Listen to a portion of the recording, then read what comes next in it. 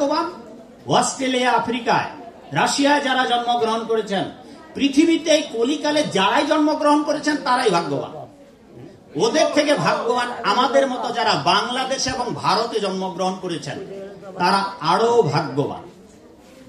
এইবার আমাদের থেকে, এটা কোন জেলা বাবা? মুন্সিগঞ্জ। যারা মুন্সিগঞ্জে জন্মগ্রহণ করেছেন তাদের থেকে যারা চট্টগ্রামে জন্মগ্রহণ করেছেন, যারা সিলেটে জন্মগ্রহণ করেছেন, হবিগঞ্জে, রাজশাহীতে, যশোরে যারা জন্মগ্রহণ করেছেন, আপনাদের থেকে তারা আরো ভাগ্য।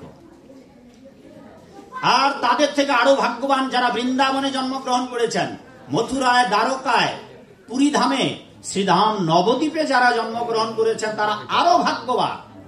এইবার আপনাদের এই গ্রাম কি বাবা? বানকাইস।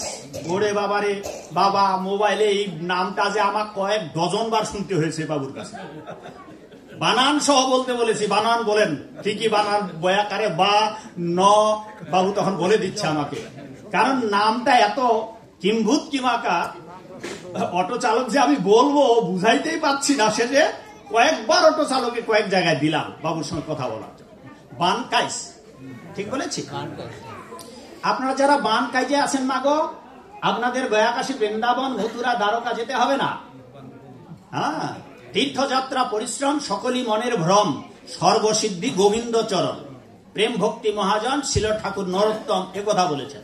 অবশ্যই যাদের সামর্থ্য আছে তারা তীর্থভূমিতে যাবেন, কিন্তু যাদের সামর্থ্য নেই, যারা বৃন্দাবনে আমরা জন্মলাভ করিনি, মথুরায়, দ্বারকায় আমরা যারা জন্মগ্রহণ করিনি মাগো, তারা এই বানকাইসে জন্মগ্রহণ করে তাদের থেকেও, সারা পৃথিবীর মানুষের থেকেও আপনি ভাগ্যবান হয়ে যেতে পারবেন। কি করে? ওই নরোত্তম দাস ঠাকুর বলেছেন, ভক্তিবিনোদ ঠাকুর বলেছেন, কৃষ্ণের সংসার করো ছাড়িও অনাচার। আপনি যদি বৃন্দাবনে, মথুরায়, দ্বারকায়, পুরী ধামে গিয়ে অনাচার করেন, ধামে গিয়ে যদি পড়ে যান কামে। আমার এক গুরু ভাই দুঃখ করে, আমি যখন জিজ্ঞাসা করেছি ভাই ধামে এসে কেমন আছেন, তো দুঃখ করে বলতেছে, ভাই এলাম ধামে, পড়ে গেলাম সংসারের কামে। তো যারা ধামে থেকে খারাপ কাজ করে মাগো, দেখুন এখন বৃন্দাবনকে অপবিত্র করছে কিছু দুষ্ট কলি চেলাগুলো ঢুকে গোপনে গোপনে মাছ টাছ খাচ্ছে। এরা ধামে থেকে যারা অপকর্ম করবে, ধামে থেকে অপকর্ম করলে তাদেরকে পরজন্মে বরাহ নন্দন হয়ে জন্মাতে হবে, অথবা শাখা মৃগ। এদের যদি খাঁটি বাংলা বলি, একটা হচ্ছে শুকর আর একটা হচ্ছে বান্দর। তো বৃন্দাবনে যদি আপনি সাধন ভজন না করেন, তীর্থভূমিতে জন্ম লাভ করে যদি সাধন ভজন না করেন বাবা, শুয়োর হয়ে বিষ্ঠা খেতে হবে আর বানর হয়ে গাছে গাছে লাফাতে হবে। কিন্তু আপনি যে বানকাইজে জন্মগ্রহণ করেছেন, আপনাকে শুয়োরও হতে হবে না, বান্দরও হয়ে জন্মাতে হবে না। আপনি যদি কেবল, সবাই জানেন, 5 বছরের শিশুরাও জানেন, এই কলিযুগের যুগ ধর্ম, যুগ মন্ত্র, মহামন্ত্র যা জপ করার জন্য স্বর্গের দেবতারা সত্য যুগে, ত্রেতা যুগে, দাপর যুগে অপেক্ষা করছে। আহা, যারা বহুকাল ধরে ওম নমঃ শিবায়, ওম নমঃ শিবায়, ওম নমঃ শিবায়, ওম ব্রহ্মণে নমঃ, ব্রহ্মণে নমঃ, ব্রহ্মণে নমঃ, যারা ব্রহ্মার আরাধনা করছে, ভোলানাথের আরাধনা করছে, ইয়া দেবী সর্বভূতেষু মাতৃরূপেণ সংস্থিতা, হ্যাঁ, সর্বমঙ্গল মঙ্গলে যারা মা কালী, মা দুর্গার আরাধনা করছে, বহুকাল পূর্বে সত্য যুগে, ত্রেতা যুগে, দাপর যুগেতে তারা এইভাবে তপস্যা করে হাজার হাজার বছর একখানা পায়ের উপর ভর করে অথবা বৃদ্ধাঙ্গুলের উপর ভর করে। কিন্তু পরিণাম কি হলো? গীতা, ভাগবত, বেদান্তের বিচারে তারা বৈকুণ্ঠে যেতে পারল না। এরা যার যার আরাধনা করলো তার তার লোকে পৌঁছালো, আর স্বর্গ ওটাকে বলে, স্বর্গ বা দেবলোক বা কৈলাস, সেই জায়গায় পৌঁছায় দেখলেন এখানেও শান্তি নেই। এইবার এই সমস্ত হাজার হাজার বছর ধরে যারা ডেকেছিলেন, তারা ওখানে গিয়ে দেখলেন এখানেও শান্তি নাই। তারা প্রতীক্ষা করতে লাগলো, কলিযুগ ধন্য, আরেকটা মহাধন্য। কলিযুগে স্বর্গের দেবতারা, কৈলাসের দেবতারা, দেবলোকের দেবতারা, পিতৃলোকের পিতৃপুরুষেরা, তারা কলিযুগে নেমে আসবার জন্য প্রতীক্ষা করছে, অপেক্ষা করছিল কবে কলিযুগ শুরু হবে। কেন? এই কলিযুগে জীবিতং কৃষ্ণ ভক্তশ্চ বরং পঞ্চদিনানি চ নতু সহস্র কল্পানি ভক্তি নস্য কেশব। যার বাংলা অর্থ হচ্ছে কৃষ্ণ ভক্ত হইয়া যদি বাঁচে 5 দিন। এই কলিযুগের মানুষ হাজার হাজার বছর বাঁচবে না বাবা। কলিযুগের মানুষ হাজার হাজার বছর বাঁচবে না। তাই স্বর্গের দেবতারা ভাবলেন যে হাজার হাজার বছর তপস্যা করার লাগবে না। এই সুযোগে স্বর্গের দেবদেবীরা যারা মনুষ্য লোকের থেকে তপস্যা করে দেবত্ব প্রাপ্ত হয়ে স্বর্গে গতি করেছেন, তারা এই কলিযুগে যোগ্য পবিত্র ব্রাহ্মণের কুলে, পবিত্র ভক্ত কুলে তারা মনুষ্য হয়ে জন্ম লাভ করবেন। এইবার স্বর্গের দেবতারা পর্যন্ত এই কলিযুগে আসবেন। কেন মাগো? কৃষ্ণ কীর্তন গান ও নর্তন পড়ো। এই বাবুরা, বাবা এদিকে আসো না, তোমরা কাছে আসো। এই 4 জন আসো, আসো আসো আসো। এই পালাচ্ছ কেন বাবা? এই দুষ্ট, পালাচ্ছ কেন? দেবতারা আসবেন। কি জন্য আসবেন? যে কেউ যদি 5 দিন হরে কৃষ্ণ কৃষ্ণ কৃষ্ণ হরে হরে, হরে রাম রাম রাম হরে হরে, এই কলিযুগের মানুষদের জন্য যে 4টা বিধিনিষেধ আছে, সে 4টা বিধিনিষেধ পালনের মধ্য দিয়ে যদি এই মহামন্ত্র জপ করেন, তাইলে আর বেদনার জগতে আসতে হবে না। সমস্ত অনন্ত কোটি ব্রহ্মাণ্ড পার হয়ে বিরজার ওপারে বৈকুণ্ঠে পৌঁছাতে পারে। এ হচ্ছে কলিযুগের সৌভাগ্য, যে এই কলিযুগে হাজার হাজার বছর তপস্যা করতে হবে না, আর হাজার হাজার বছর আমরা বাঁচবো না। একটা জিনিস আমরা সবাই জানি, আর জগতের মানুষ একটা জিনিস কেউ জানে না। মাগো শোনন, মা কথা বলবেন না মাগো।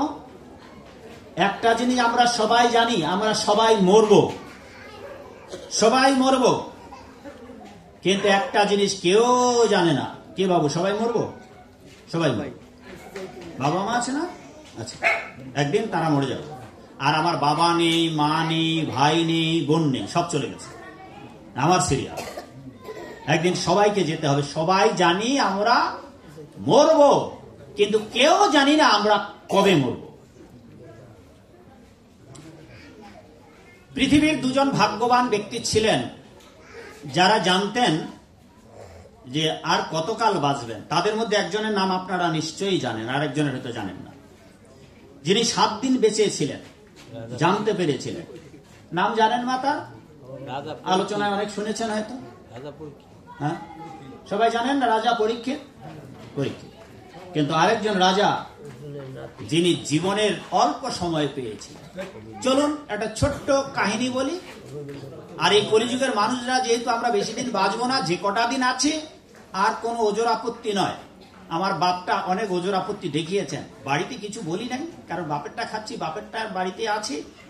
যে বাপ আগে স্টেজে আসুক, তারপর বলো। বাপ বলছে যে আর যতটুকু পারি বাবা, ঠাকুর যতটুকু কৃপা করে না, ঠাকুর কৃপা করে রেখেছেন।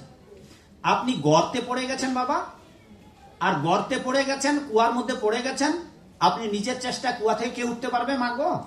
বিরাট গভীর কুয়ার মধ্যে পড়ে গেছেন, কেউ উঠতে পারবে নিজের চেষ্টা? আপনি বলতেছেন এই ভাই বানকাইজের মানুষ, দয়া করে আমাকে রক্ষা করো, আমি এই তোমাদের গ্রামের পরিচিত লোক, কুয়ার মধ্যে পড়ে গেছি। এবার আপনাদের কাজ হবে বাবা, হয় একটা বড় লম্বা মই নামায় দেওয়া, অথবা বাঁশ নামায় দেওয়া, অথবা দড়ি নামায় দেওয়া। আচ্ছা, যে লোকটা গর্তে পড়ে গেছে, এই লোকটার কি কাজ হবে বাবা? কি কাজ হবে মা? একটা কাজ করতে হবে কিন্তু ওনাকে। আর এখনকার সমাজের লোক ওইটা কাজ করতে চায়। কুয়ার মধ্যে পড়েছেন, আপনাকে এবার মইবে, অথবা দড়ি ধরে, অথবা বাঁশবে, অন্তত এই কষ্টটা আপনাকে করতে হবে। আর যদি আপনি আপনার গ্রামবাসীকে বলেন ভাই তোমরা কৃপা করে আমাকে তুলে নাও, হাত ধরে তুলে নাও, হবে? কুয়ায় পতিত মানুষকে হাত ধরে তোলা যায়?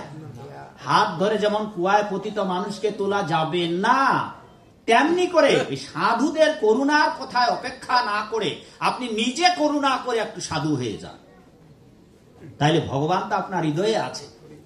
আর আপনি যদি ভোগী হতে চান, যে যেন তেন প্রকারে না বলে হরিবোল দিয়েই বৈকুণ্ঠে যাব, তাইলে এই চালাকি যত করবেন, চালাকি পাশে বুঝবেন ঠেলা, তাতে আপনি বৈকুণ্ঠে যেতে পারবেন। তো যাকে ছোট্ট একটা কাহিনী বলে দেই বাবা, তারপর আরো মজার মজার কাহিনী বলবো না। আমরা সবাই মরে যাব, কিন্তু কেউ জানি না আমরা কবে মরব। একদা দেবতা এবং অসুরের মধ্যে যুদ্ধ লাগলো, দেবাসুরের যুদ্ধ। যুদ্ধ কেন? এরা কিন্তু ভাই ভাই, কৌরব পাণ্ডবরা যেমন ভাই ভাই ছিল, এরা তো কাকাতো জ্যাঠাতো ভাই, আর এরা একেবারেই এক বাপের সন্তান। দেবতারা যেই বাপের সন্তান, অসুরেরা ওই একই বাপের সন্তান। মায়েরা জানেন কি মা, দেবতা এবং অসুরদের বাপের নাম কি? কোন মা জানেন মা এখানে? হ্যাঁ মা, কেউ জানেন বাপগুলো?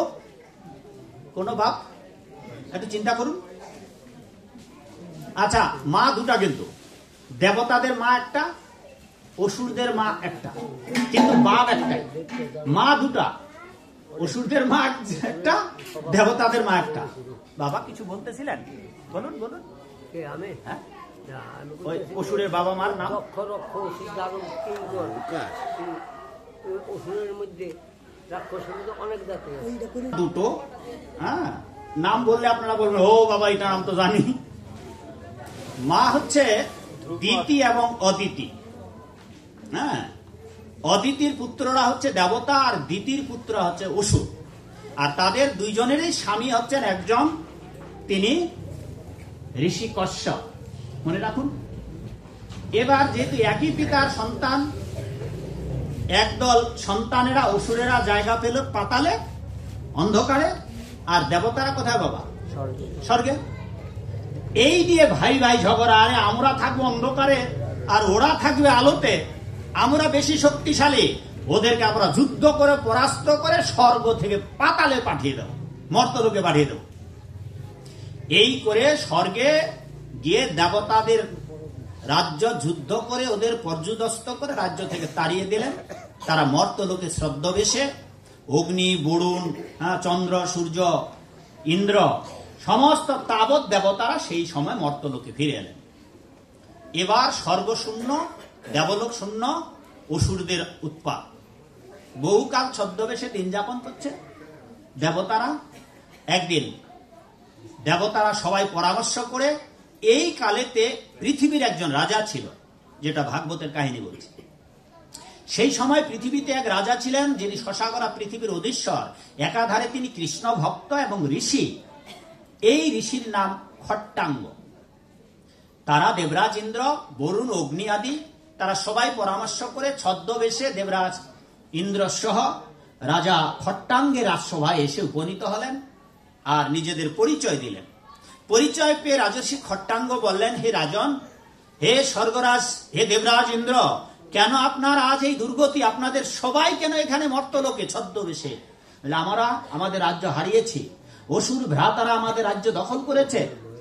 রাজর্ষি খট্টাঙ্গ বললেন, বলুন কি সেবা করতে পারি আপনাদের আমি? তিনি এতটাই বলিয়ান ছিলেন যে স্বর্গের দেবতারা পর্যন্ত তার প্রার্থনা করছেন, নিমন্ত্রণ করতে এসেছেন, কৃপা করে আপনি আমাদের স্বর্গে চলুন, আর স্বর্গে গিয়ে আমাদের অসুর ভ্রাতাদের যুদ্ধে পরাজিত করে তাড়িয়ে দিয়ে আমাদের স্বর্গ উদ্ধার করে দিন। দেবরাজ স্বয়ং মিনতি করছে রাজর্ষি খট্টাঙ্গের কাছে, যিনি পৃথিবী রাজা। দেবরাজ ইন্দ্রের মিনতিতে, অনুরোধে রাজর্ষি খট্টাঙ্গ স্বর্গে যান বাবা। তুমুল যুদ্ধ করে অসুরদের পরাজিত করে, অসুরদেরকে বিতাড়িত করে পাতালে পাঠিয়ে দেন। পুনরায় রাজ্যাভিষেকে অভিষিক্ত করেন। রাজর্ষি খট্টাঙ্গ দেবরাজ ইন্দ্রকে আবার রাজ্য পরিচালনার দায়িত্ব দিয়ে দেন। এবার বিদায়ের পালা। সংক্ষেপে বলি, অনেকগুলো ঘটনা আছে, শুধু যেটুকুর প্রয়োজন ওইটুকু বলি। এবার বিদায়ের পালা। কিছুকাল ছিলেন সেখানে। বিদায়ের জন্য স্বর্গরাজ্য থেকে মহা সমারোহে বিদায়ের আয়োজন চলছে।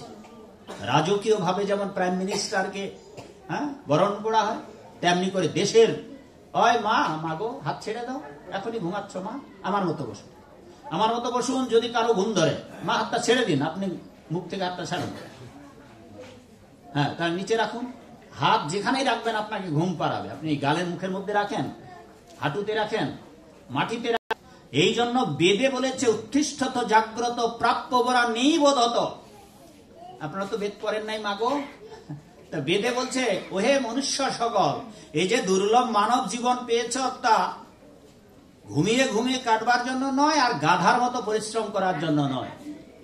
এই মানব জীবন কেবল কেবল কেবল ভক্তি ভাবনায় ভাবিত হয়ে কপালটা পেয়েছেন গোবিন্দকে প্রণাম দেওয়ার জন্য, চোখ দুটা পেয়েছেন গোবিন্দের উপমাধুর্য দর্শন করার জন্য, নাকটা পেয়েছেন গোবিন্দের চরণে অর্পিত ফুলের ঘ্রাণ নেওয়ার জন্য, কান দুটা পেয়েছেন গোবিন্দের গুণকীর্তন শ্রবণ করার জন্য, মুখখানা পেয়েছেন গোবিন্দের নিবেদিত ভগবত প্রসাদ খাওয়ার জন্য। আর আমরা কান দিয়েও বাজে কিছু শুনতেছি, ইয়ারফোন দিয়ে, চোখ দিয়েও যা খুশি তাই দেখতেছি। হ্যাঁ, আর এটা পোড়া কপাল, যার তার চরণে মাথা কুটছি, ধনং দেই, বিদ্যাং দেই, ভার্যাং দেই, হ্যাঁ, যা খুশি তাই। আর মুখ দিয়ে যা পাচ্ছি তাই খাচ্ছি। এগুলো কলিযুগের ভবিষ্যৎবাণী আছে, পড়ে বলবি। চলুন আমরা স্বর্গরাজ্যে। দেবরাজ ইন্দ্র এবার বিদায়ের পালা। দেবরাজ ইন্দ্র কি রাজার নাম বলেছিলাম, যিনি পৃথিবী রাজা, যুদ্ধ করলো স্বর্গে গিয়ে? কি নাম? রাজাটার নাম কি মাগো? মায়েদের বলছি, আমি জিজ্ঞাসা করছি, মায়েরা বলুন। কোন মা তো বলো মা। হ্যাঁ, ওই মা মনে নাই? এখানে শুনে এখানেই যদি হজম করেন তো বাড়িতে কি নিয়ে যাবেন? তাইলে আইলাম আর গেলাম, খিচুড়ি খাইলাম, প্রসাদ পাইলাম, কিছুই বুঝলাম। তাইলে আপনারা 11টায় আসবেন। যদি এইরকম করেন রাত 11টায় আসবেন। কিছু বাংলাদেশে এরকম লোক দেখেছি, ভাগবত আসরে আসবে না, আগে খবর নেবে যে আজকে প্রসাদের ব্যবস্থা আছে কিনা। যদি প্রসাদের ব্যবস্থা থাকে ভাগবত পাঠ শেষ হবে ওই 11টায়, জামু, খামু আর আমু, শেষ। গিয়ে খাও, খাই পালাও। তো এইরকম যদি হয় তাহলে ওই 11টায় আসলেই চলবে। আর নাইলে মা কান খাড়া করে শুনুন, আগে কান দিয়ে খেতে হবে ভগবানের কথাগুলো, তারপর মুখ দিয়ে খাবেন ভগবানের প্রসাদ।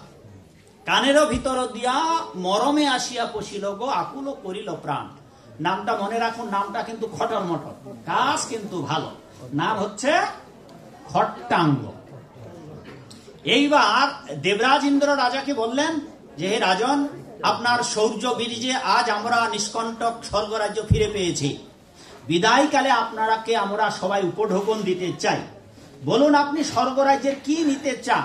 আপনি চাইলে জাম গাছ নিয়ে যেতে পারেন, আম গাছ নিয়ে যেতে পারেন, স্বর্গে গাভী নিয়ে যেতে পারেন, অপ্সরা নিয়ে যেতে পারেন, চিত্ত বিনোদনের জন্য কীর্তনাদি শোনার জন্য স্বর্গের অপূর্ব সুন্দরী নর্তকী নিয়ে যেতে পারেন। কি চাই আপনার? কল্প বৃক্ষ নিয়ে যেতে পারবেন।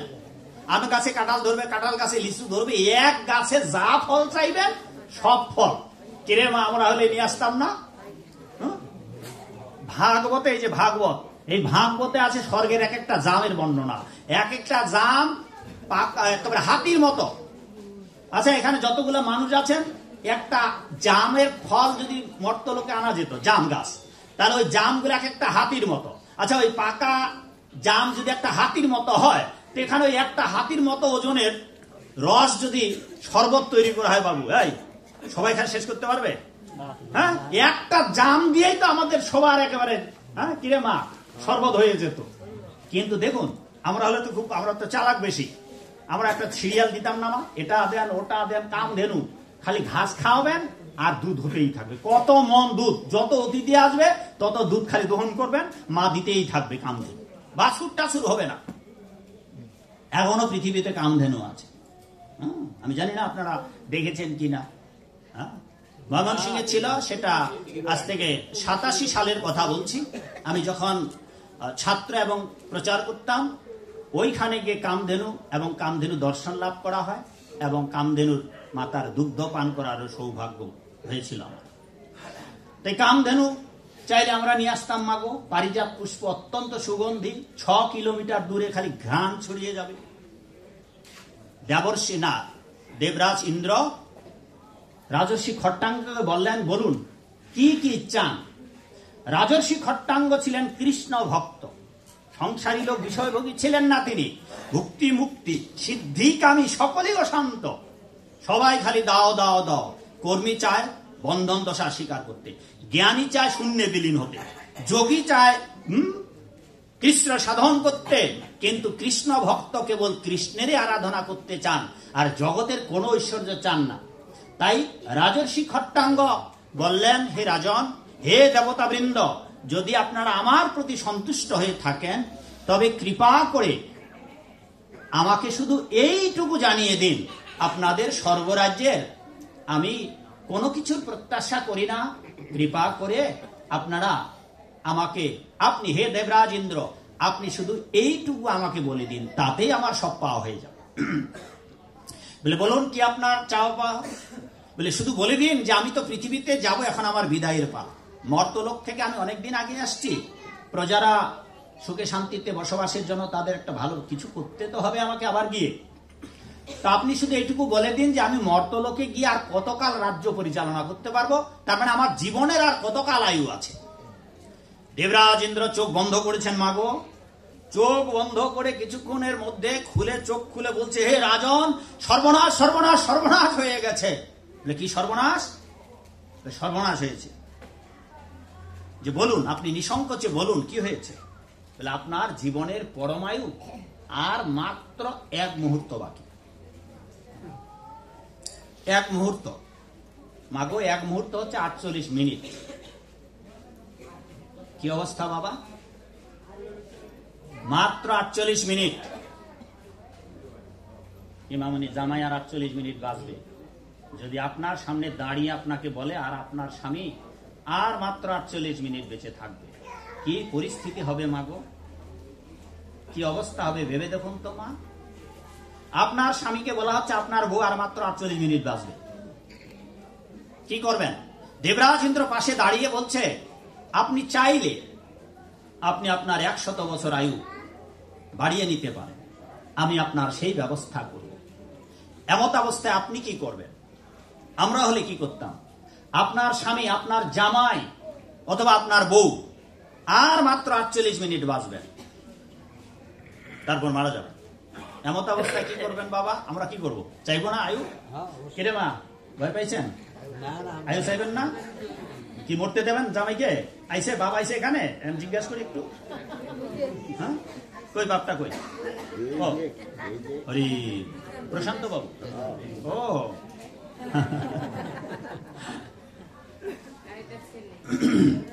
কই ছেলে? বাপ কা বেটা। কি চাও 48 মিনিট পর বাপ চলে যাক? তাহলে 100 বছর বায়ু লাগবে। কিন্তু রাজর্ষি খট্টাঙ্গ ওটাও চাইলেন না। এ হচ্ছে ভক্ত। রাজর্ষি খট্টাঙ্গ ওটাও চাইলেন না, বললেন হে রাজন, তাইলে এবার আর বিলম্ব নয়, এবার আর বিদায়ের কোনো আড়ম্বর নয়। সাথে সাথে সবাইকে সাষ্টাঙ্গে শুয়ে প্রণাম দিয়ে বললেন, আপনারা আমার অপরাধ মার্জনা করুন, আপনাদের আশীর্বাদ আমার উপর বর্ষিত হোক। এই মুহূর্তে আমাকে, এই আমার যতটুকু আয়ু পরমায়ু, এরই মাঝে আমাকে মর্তলোকে ফিরে যেতে হবে। তিনি এবার কি করলেন? রাজর্ষি খট্টাঙ্গ দেবরাজ ইন্দ্র সহ স্বর্গের সমস্ত দেবতাদের প্রণাম দিয়ে মনোবেগে চলে এলেন। ভাগবতের পরিমাপটা দেওয়া আছে, স্বর্গ থেকে এই মর্তলোকের কত হাজার কিলোমিটার, অত হাজার কিলোমিটার মনোবেগে ওইটুকু সময়ের মধ্যে এসে দেখুন কি কি কাজ করলেন। আর আপনারা, আমরা 80 বছর 70 বছর, বাবা তো 77 বছর বললেন, আমাদের সময়ে হয় না। এবার দেখুন রাজর্ষি খট্টাঙ্গ 48 মিনিট এর মধ্যে কি কি করলেন। মনোবেগে পৃথিবীতে নেমে এলেন। পৃথিবীতে নেমে এসে তার প্রধানমন্ত্রীকে তাড়াতাড়ি একটা সভা ডাকার জন্য আদেশ দিলেন। তাড়াতাড়ি সভা ডাকা হলো। বলা হয়েছে আর মাত্র কয়েক মিনিট, এদের মধ্যে আসতে গিয়ে তো কয়েক মিনিট চলে গেছে। 48 মিনিটের মধ্যে মা কথা বলতে বলতেই তো মিনিট চলে যাচ্ছে, সেকেন্ড চলে যাচ্ছে। কি বাবা, এক বিভ্রম্বনা না? হ্যাঁ, এইবার 48 মিনিটের মধ্যে সভা ডেকেছেন। প্রজাবৃন্দরা যারা কাছাকাছি ছিল তাদেরকে ডেকেছেন, পরিবারকে ডেকেছেন। এই 48 মিনিটের মধ্যেই রাজর্ষি খট্টাঙ্গ প্রধান সেনাপতিকে রাজ্যভার দিয়েছেন। নিজের রাজবেশ পরিত্যাগ করেছেন, নিজের রাজমুকুট প্রাইম মিনিস্টারকে দিয়েছেন। তিনি তাকে রাজ্যাভিষেকে অভিষিক্ত করেছেন। প্রজাবৃন্দদের কাছে রাজ্য পরিচালনার ন্যায় অন্যায়ের যে বিচার করেছেন, তাতে ভুল ত্রুটির ক্ষমা চেয়েছেন। নিজের পরিবারের কাছে ক্ষমা চেয়েছেন, পরিবারের কাছে বিদায় নিয়েছেন। এই 48 মিনিটের মধ্যে সব কাজ সমাধান করে মন, বুদ্ধি, অহংকার, জীবাত্মা, পরমাত্মা, পান, উদান, জ্ঞান এই যত বায়ু সমস্ত কিছু একীভূত করে ধীরে ধীরে ধীরে ধীরে এখানে এনে হৃদয় থেকে এখানে, এখান থেকে এখানে ভ্রুযুগলের মাঝখানে, তারপর কৃতাঞ্জলি পুটে রাজবেশ পরিত্যাগ করে ভক্তের বেশ ধারণ করেছেন। এই 48 মিনিটের মধ্যেই মন কৃষ্ণ পদারবিন্দয়। জয় রাজর্ষি খট্টাঙ্গ কি হরি বল। হরে কৃষ্ণ। মাত্র সময় পেল মাগো বাবা গো জীবনের 48 মিনিট। নিজের আয়ুও বাড়াতে চাইলেন না, কোনো বড় চাইলেন না, স্বর্গ থেকে কিচ্ছু নিয়ে আসলেন না। এই হচ্ছে নিষ্কাম ভক্ত। আর ভগবত গীতা ভগবান সেটাই বলেছেন, হে অর্জুন তুমি নিষ্কামই হও। আর আমরা কাম কামনা বিষয় বাসনা নাগর দলায় দুলতে দুলতে ভোগ করতে করতে এমন ভোগই সেজেছে, হ্যাঁ, ঘাটের মোড়া একখান ঠ্যাং কবরে ঢুকায় দিচ্ছি, তাও আমাদের ভোগই শেষ হচ্ছে না। প্রায় বলে থাকি যে বাবা সারা জীবন তো খেলেন, এখন দাঁত ভেঙে গেছে, হ্যাঁ, চুল পেকে গেছে, মাথা চুল পর্যন্ত উঠে একবার চান্দু বাবা হয়ে গেছেন, ছাদে মাল নেই, হ্যাঁ, টাকলু বাবা হয়ে গেছেন। তো পরিণামটা কি হবে শেষে বাবা? চুলো পাকিবে, দাঁতও পড়িবে, সম্বল হইবে লাঠি, এবে পুত্র পরিজন সকলেই বলিবে এই বুড়া আর ওই বুড়ি মরিলেই বাঁচে। আর নয় বাবা, কেন বাবা? এই অন্তিম পর্যায়ে এসেও মুখে দাঁত নেই, তবু যে মাছের কাঁটা নেই ওটা বেছে বেছে খাচ্ছেন, এখনো স্বাদ গেল না। তাহলে আর কবে যাবে বাবা? দেখুন না ভাগবতের দৃষ্টান্ত, এই রাজর্ষি খট্টাঙ্গ, যিনি চাইলেই নিজের 100 বছর আয়ু বাড়াতে পারতেন, কিন্তু এটাই একটা সুবর্ণ সুযোগ। কি সুবর্ণ সুযোগ? ওই যে বললাম মাগো, পৃথিবীর 2 জন ভাগ্যবান ব্যক্তি যারা জানতে পেরেছিলেন যে আমি 7 দিন বাঁচবো, আর ইনি জানতে পেরেছিলেন 1 মুহূর্ত মানে 48 মিনিট। আর আমরা 48 মিনিট বাঁচবো না 1 সেকেন্ড বাঁচবো কিচ্ছু জানি না, তারপরে আমরা নির্বিঘ্নে আছি। যুবক ভাবছে আর আমার তো বয়স হয়নি, আমি মরবো না।